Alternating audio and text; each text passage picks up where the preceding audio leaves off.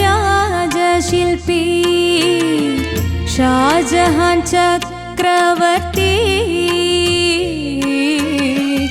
അങ്ങേ പ്രേമ വിരഹിണികൾ ഞങ്ങൾ അനുസ്മരിപ്പൂ നിത്യ തപസ്വിനികൾ. താജ്മഹൽ നിർമ്മിച്ച രാജശില്പി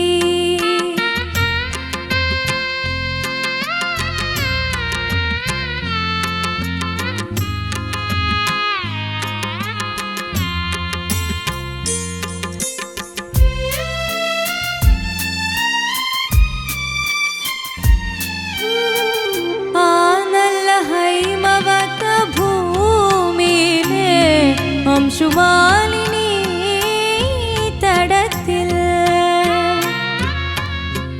ആ നല്ല ഹൈമവത ഭൂമിയിലെ അശ്രുവാഹിനി തടത്തിൽ മോഹഭംഗങ്ങൾ കൊണ്ടവിടുന്നു തീർത്തുര മൂകാനുരാഗ കുടീരത്തിൽ ഒരു കണ്ണീരിനുറവയായി ഒഴുകുകയാണിന്നും എന്നിലെ ദുഃഖവും ഞാനും. താജ്മഹൽ നിർമ്മിച്ച രാജശില്പി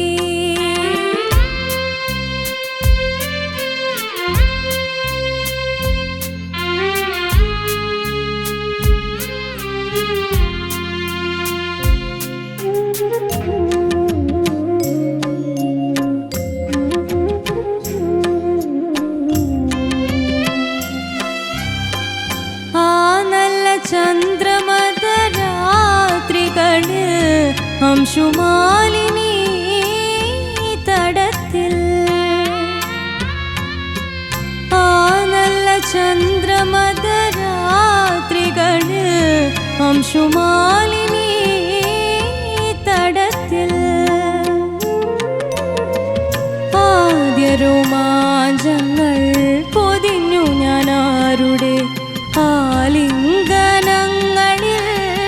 മയങ്ങി അതിൽ സ്വർഗാനുഭൂതികളെ തഴുകുകയാണെന്റെ സ്വപ്നവും ദാഹവും ഞാനും.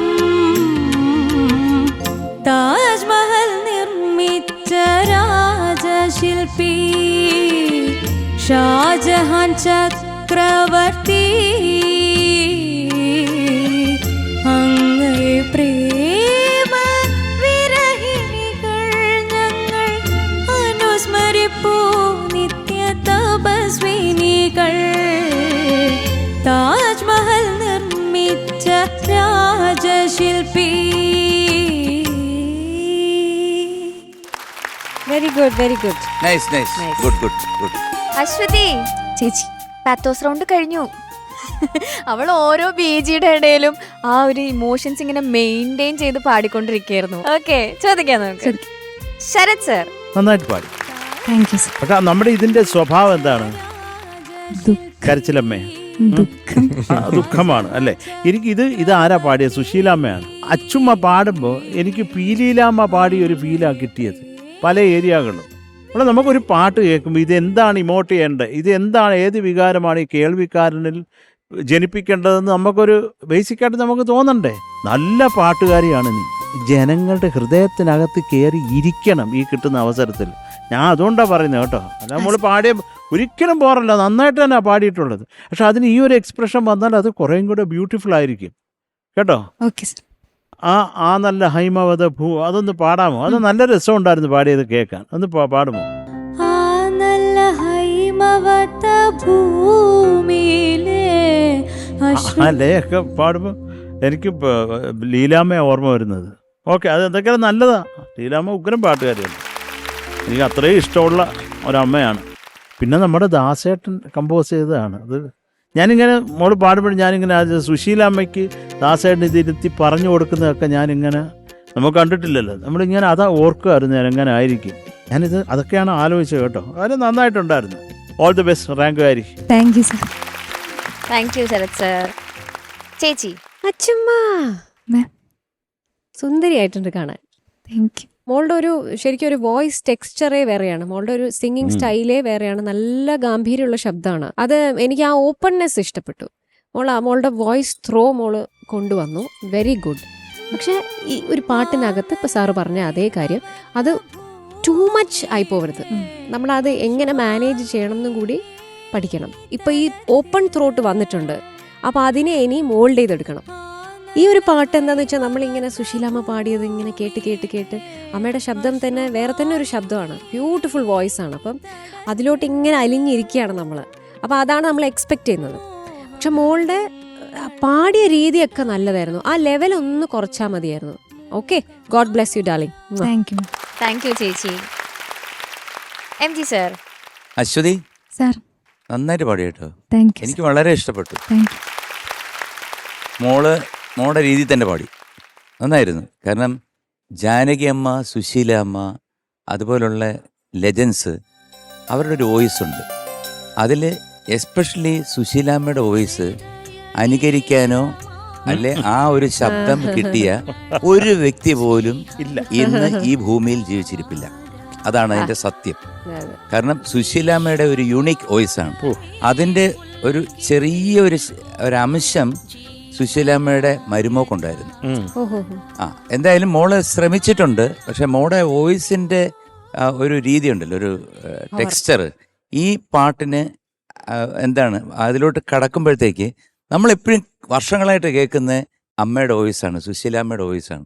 അപ്പം നമുക്കൊരു എന്താണ് അതുപോലെ വരണം വരണം വരണം എന്ന് ആഗ്രഹിക്കും. പക്ഷെ മോൾ ആഗ്രഹിച്ചാലും ശരി, ഞങ്ങൾ ആഗ്രഹിച്ചാലും ശരി, അത് കിട്ടില്ല. മോളുടെ ശബ്ദത്തിലേ നടക്കൂ. അപ്പോൾ എങ്കിലും ആ പാട്ടിന്റെ ഒരു ഗതി എങ്ങനെയാണോ സുശീലാമ്മ പാടിയിരിക്കുന്നത് അത് ഫോളോ ചെയ്യാം. അതാണ് ഇവരൊക്കെ പറഞ്ഞത്. പിന്നെ ദാസേട്ടൻ്റെ മ്യൂസിക്, ദാസേട്ടന് ഇതിനകത്ത് തന്നെ 2-3 നല്ല പാട്ടുകളുണ്ട്. ഈ അഴകുള്ള സെലീന പാട്ടൊക്കെ നന്നായിട്ട് പാടി. സുശീലാമ്മ പാടിയത് കേട്ടിട്ട് പെട്ടെന്ന് മോള് പാടുമ്പോഴത്തേക്ക് ഉണ്ടാകുന്ന ഒരു മാറ്റമാണ് ഇതിനകത്ത് മൊത്തമായിട്ടുള്ളത്. ഓക്കെ, നന്നായിട്ട് പാടി. All the best. Thank you sir. Shanika. Ashwathi നന്നായിട്ട് തന്നെ പാടി, നല്ല രസമുണ്ടായിരുന്നു. എനിക്ക് അശ്വതിയുടെ ടോൺ എനിക്ക് ഭയങ്കര ഇഷ്ടമാണ്. മോളുടെ ആ ഒരു ഓപ്പൺനെസ് ഉണ്ട്, അത് ഇറ്റ്സ് എ ബ്യൂട്ടിഫുൾ ടോൺ. അത് ഇപ്പം ഇറങ്ങുന്ന ഇപ്പോഴത്തെ കറന്റ് പ്ലേ ബാക്ക് സിംഗിങ്ങിനൊക്കെ അടിപൊളിയാണ്. ആ ടോൺ ബ്യൂട്ടിഫുൾ ടോണാണ്, എനിക്ക് ഭയങ്കര ഇഷ്ടമാണ്. അശ്വതിയുടെ ടോൺ എനിക്ക് ഭയങ്കര ഇഷ്ടമാണ്, നല്ല രസമുള്ള ടോണാണ്. ഒരു പാട്ടോട് പിന്നെ ഉറപ്പായിട്ടും അവരുടെ വോയിസിന് ചേരുന്ന ഒരു സംഭവം വന്നു കഴിഞ്ഞാൽ ഉറപ്പായിട്ടും നമ്മൾ കൊടുത്തിരിക്കും. അല്ല, അതാണ് സത്യം. കാരണം എല്ലാം തലയിലെഴുത്താണ്, അങ്ങനെ വരാനും തോന്നാനും അല്ലേ. പിന്നെ ഉറപ്പായിട്ടും ഇപ്പം അപ്പോൾ അതുപോലെ എന്തെങ്കിലും ഒരു പാട്ട് ചിലപ്പോൾ ഈ സീസണിൽ തന്നെ എപ്പോഴെങ്കിലും ഉണ്ടാവുകയാണെങ്കിൽ എന്തായാലും മോൾ തന്നെ പാടും, അതിൽ സംശയമൊന്നുമില്ല. സോങ് സെലക്ഷൻ നമ്മൾ ഒന്ന് സ്മാർട്ടായിട്ട് ചെയ്യാന്നുള്ളത് ശ്രദ്ധിക്കാം. അത്രേ ഉള്ളൂ. All the best. Thank you Shanika. Marks. അച്ചുവിന് ഞാൻ 8.5 marks. Thank you sir. Thank you sir. ചേച്ചി. അച്ചുവിന് ഞാൻ 8.5 marks. Thank you. Thank you ചേച്ചി. MG sir. Same 8.5. Thank you. Thank you sir. Shanika. ദേ കിടക്കുന്നു. Okay, so total 25.5. Thank you. ഓക്കേടാ, all the best. Ni pa maga sa sa